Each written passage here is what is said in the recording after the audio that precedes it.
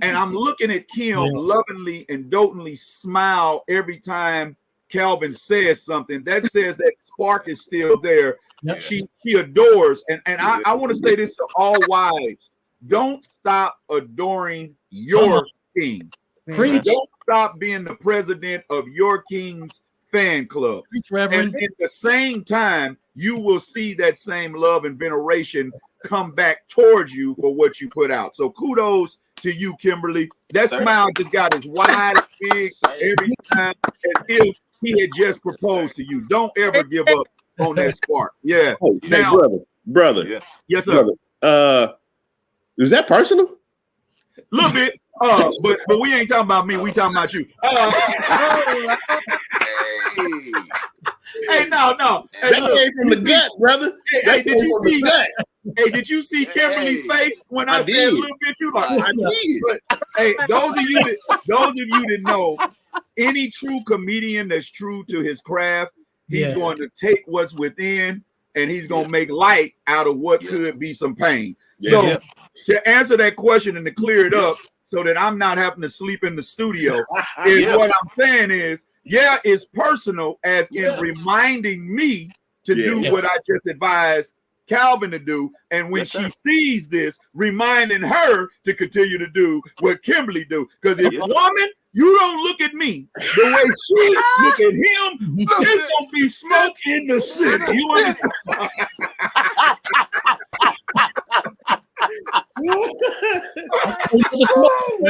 But what I was going to get to before Bam tried to set a snare for me. And we supposed to be brothers. You heard the word supposed. Hey, but how do you guys behind the scene? That's behind the camera. Now, there you go, man. But he must want somebody as a house guest sleeping on his couch. Hey, open up, man. Open you did this to me. But Kim, Calvin, how do you guys maintain and respect when you see the aggravation meter on your partner start to rise? And then answer that, and then I got a part 2 to that. Okay.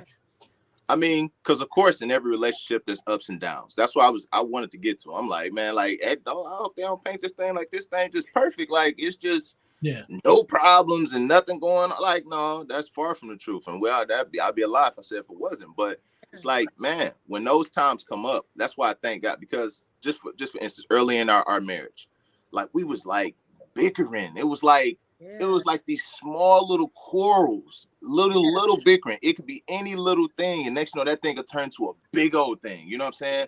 And then you look back and be like, that was nothing but a snare and a trap. Like that was nothing but just something so small. And that's what the Word of God tells about the small fox. You got to look out for the small things. Sometimes we think small things are small, but really it's just the tip of the iceberg. And if you just look up under that water, you see how big and major that thing really is. But it's like, man, we used to have so many small little things and it blow up, you know, and like I thank God for the mentors that he had into our lives, man. Shout out to Ovis Barker, man. He passed away.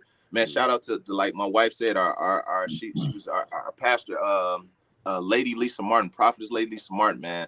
Like her and Bishop Martin, like I thank God for the time when we got married that he blessed us with mentors and people who done went through this thing successfully, not just the so-called good stuff, but even the bad stuff. So we was hearing their stories. It was to a point where we had our own crib, but we was sleeping at their house probably 5 nights a week. Like we was over there, like, you know what I'm saying? Because we needed this, you know what I'm saying? So it's like, when you know that you need something, you go to that very place where you're going to get fed and get what you need. You know what I'm saying? So it's like, when God showed us the favor and they even opened up their house to us and then they took a liking to us where we was like with them all the time. You know what I'm saying? It was like, man, it was such a blessing to even hear those stories, man. And to just hear somebody's testimonies. And that's why the word says that we overcome by the word of our testimony and blood of the Lamb. Yep. We don't know how powerful our testimonies are. Sometimes we trying to go through life and hide stuff and make it look like this and make it seem like we got everything together. And it's like, man, if we really was all truthful, it's like, man, all of us still got to listen to Jesus, listen to God to do exactly what we need to do. We still don't know each and every single thing that we need to do.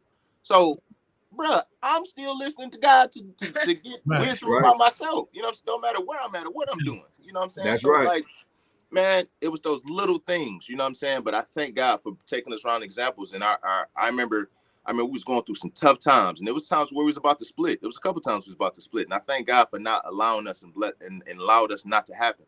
One of our mentors over